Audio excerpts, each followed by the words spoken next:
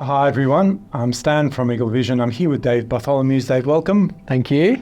So I've known David for quite a few years and he's an absolutely fascinating character. Like he's gone through so many different businesses. He's had over 15 exits, has been in business for 30 years or thereabouts. And his background being behavioral scientist, he's actually able to see patterns across businesses. And what I wanted to talk about in this episode of this series was a business journey of a property developer. So how a property development is exactly like a business and what stages different elements are at. So David, maybe let's start with the question of the why. So why is property development the best and the worst industry to be in? Well, it was really a pleasure to dive into this with you, and it's just a fun thing to explore. Yeah. Really, for me, property development is a high-risk business. Definitely. And entrepreneurship is all about risk. It's about taking risk and managing it to the lowest level that you can so that other people in society don't have to do that. Sure. And so for me, that's why I always say that property development is a great business to be in if you're entrepreneurial, and if you're not, do something else. But also that when market conditions are really volatile, that's when risk is highest, and that's actually when we as entrepreneurs really shine. And it's when society relies on us the most to make society work.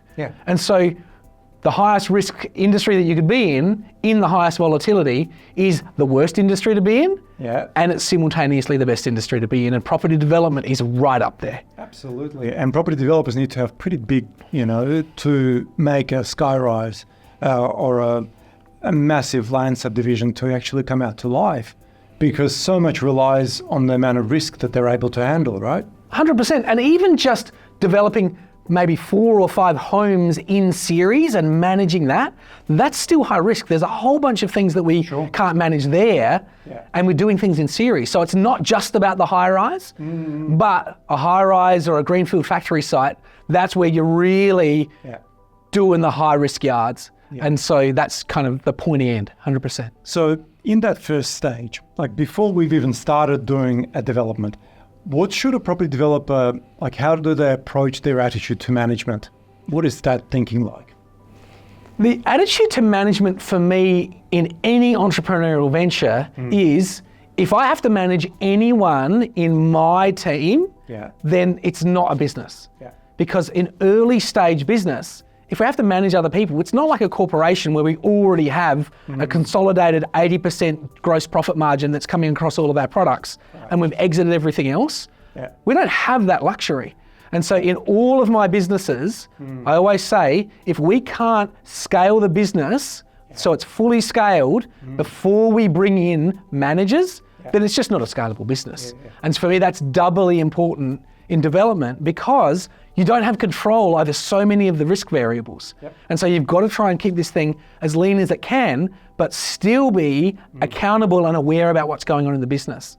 And that means that you need to be surrounded by people who are as capable and confident to be honest and frank about the reality of the situation as you are.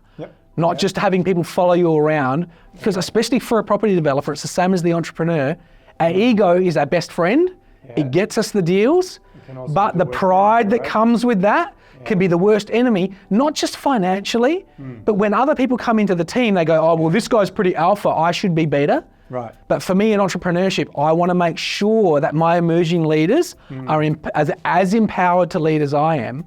Otherwise, I'm going to have to manage them. And that's the death of my scaling business. Absolutely. And I didn't mention earlier on, but you've always worked from a kitchen table. Right? You're always there for your kids when they come home from school. And it's the same principle for a lot of property developers, that they're able to manage their own time. They're able to have a fairly lean team, but so many of them do get caught up with, I'm doing this thing, so because of me, everybody else needs to, that kind of stuff. And I'm guilty of that too.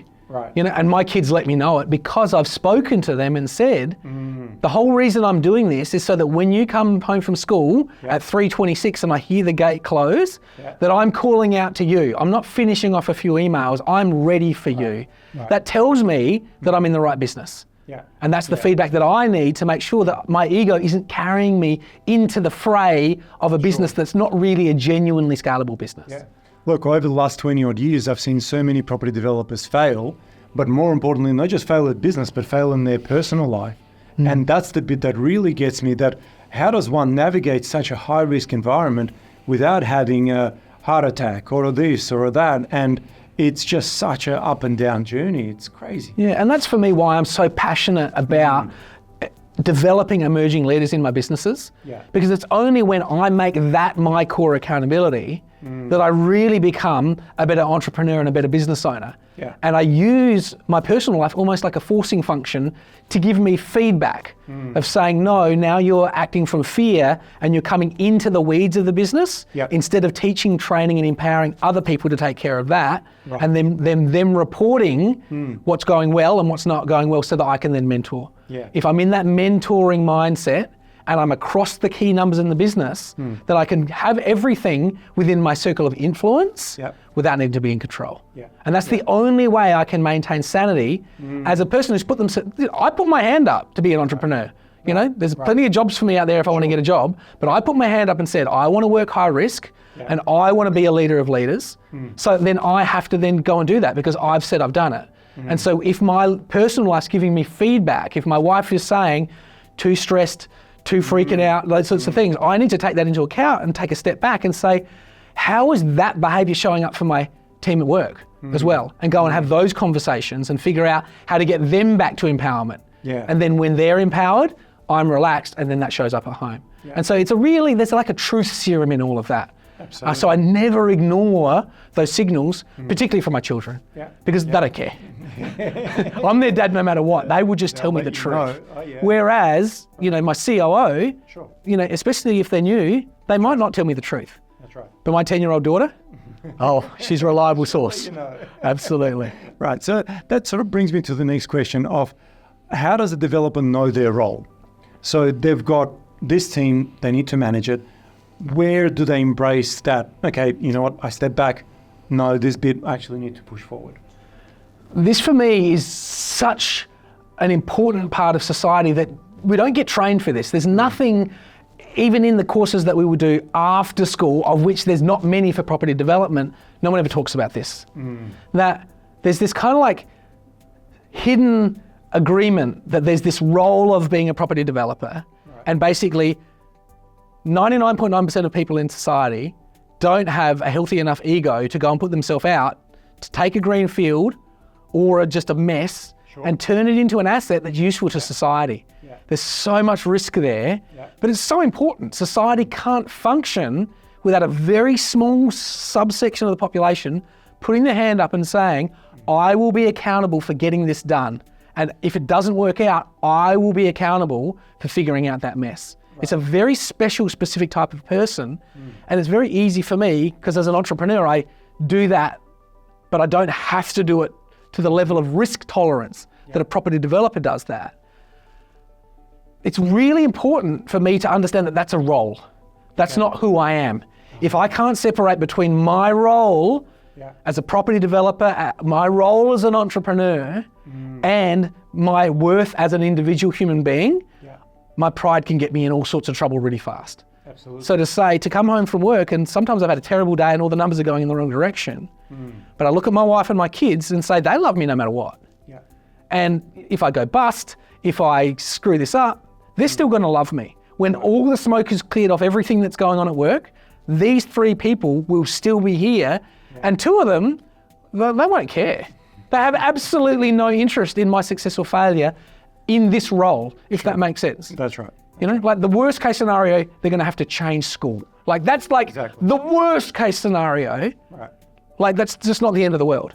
And so I have to remind myself that every day I go for a swim at 4:40 p.m. Freedom Fitness, be there, I'll be there. You'll see me doing my backstroke because I have to really physically move myself from high risk role in society so that the market can work. The market can't work if we don't do this. 2, being a good dad. They're fundamentally different roles in society.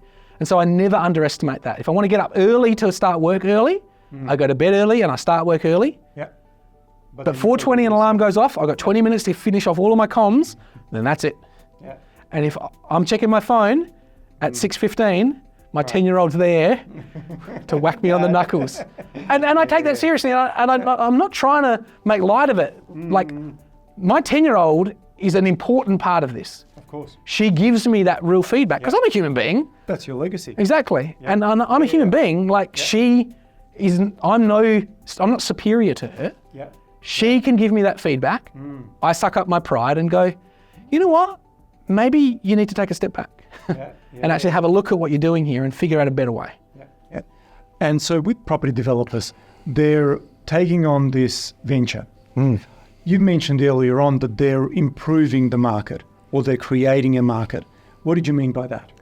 This is so important for the role. I get a bit emotional about this, especially with property developers, because so many of my friends have had a great $40 million property business. They're developing a number of properties, and it could be, 10 or 15 residential properties in series, or it could be 1 or maybe 2 significant commercial refits, or it could be they're building something that goes high up in the sky. But I see so many property development businesses go bust between 4 and 40 million. Right. And it's a nightmare.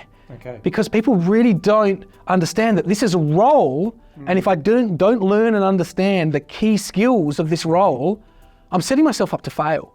And then when they do fail, they think that they're a bad person. But I get really frustrated because I don't see how you can get good at something that's this risky, where you have this little control, without having a few goes and making some mistakes and stepping forward and stepping back.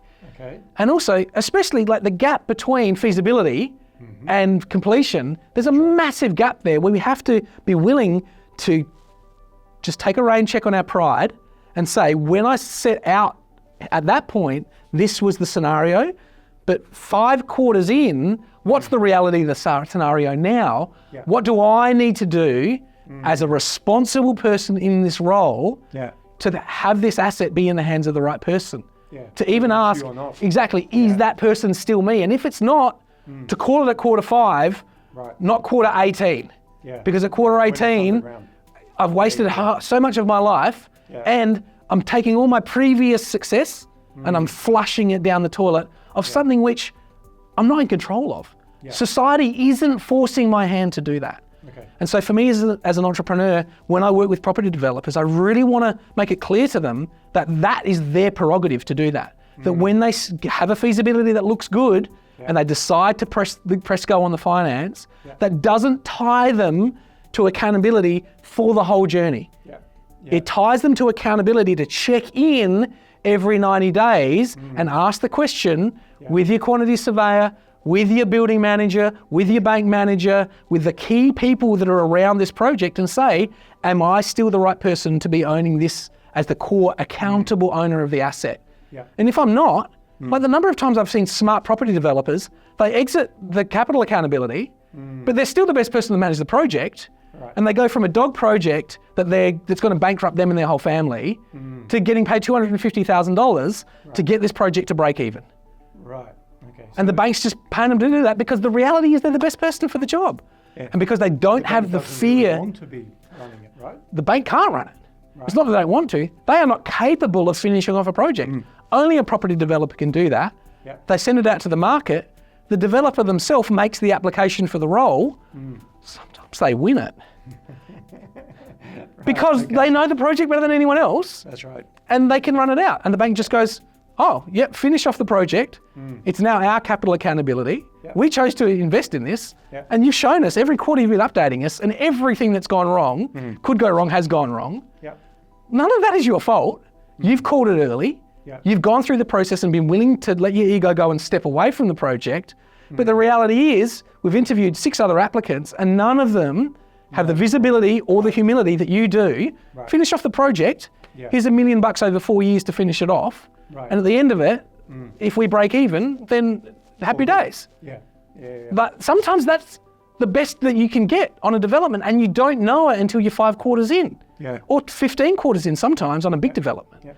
And so that's a really important thing for me, is to really have property developers understand, like, there's different leadership personas I need to inhabit in order to do this well. And every time I do that with every development, I'm developing myself as a leader, and I'm empowering the people around me in my network to be better working with me and my style. Yeah. Every time I do that, I'm actually getting better, not just for me and my bank account, but for society. Yeah. The best developers are people, not the people that have just done one or two big things and gotten lucky, but the people who have been accountable for calling the good projects, making the most of it, banking that money, and on the projects that just don't go the way that the feasibility says, for being accountable and then putting that asset where it needs to go.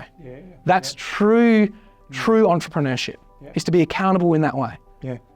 It's amazing because there are so many personalities that are spoken of like that, like Harry Triguboff from Meriton. Those kind of people that have navigated cycles and cycles again and again. They've done all of these things. They've held themselves accountable. So, and when you look at financiers, who do they want to give their money to? That's right. Not someone who got lucky once. Someone who got unlucky half the time, but every single time was able to find a way to break even. Yeah. And often that is exiting the asset halfway through. Often it's that. Yeah. Especially in the early days, we just don't know enough. How do we get good? Except by having the humility, and then you bring other people in around you. Yeah. And the things that we can learn when we do that. Yeah, awesome. So, look, we sort of covered enough that we wanted to in this episode on the why. The next episode, we're going to talk about the startup and how perhaps the development application sort of phase is just like a startup in a business growth phase. Thanks so much for watching. See you again.